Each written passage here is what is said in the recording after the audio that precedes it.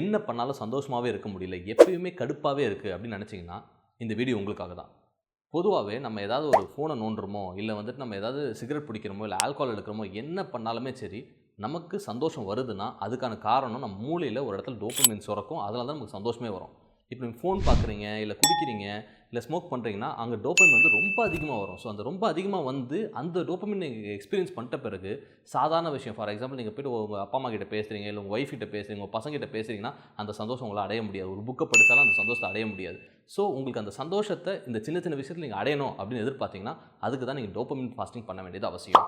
Dopamine fasting என்ன அர்த்தம் அப்படின்னு பார்த்தீங்கன்னா, நீங்கள் இந்த குடிக்கிறதோ இல்லை சிகரெட் பிடிக்கிறதோ எல்லாத்தையும் விட்டுட்டு ஃபோன் எல்லாத்தையுமே வந்து ஒரு பாயிண்ட் ஆஃப் டைம் வந்து எல்லாத்தையும் அமுக்கி வச்சுட்டு அமைதியாக இருக்கிறது. அப்படி இருக்கும்போது உங்களோட பிரெயின் ரீசெட் ஆகும். உங்கள் டோபமைன் வந்து ஒழுங்காக மெதுவாக சுரக்க ஆரம்பிக்கும். ஸோ அதுலேருந்து நீங்கள் ரிவார்டு எக்ஸ்பீரியன்ஸ் பண்ணுவீங்க. உங்களுக்கு வந்துட்டு அந்த சந்தோஷம் வந்துட்டு வர ஆரம்பிக்கும். ஸோ டோபமைன் ஃபாஸ்டிங் எல்லோரும் பண்ண ஆரம்பிப்போம்.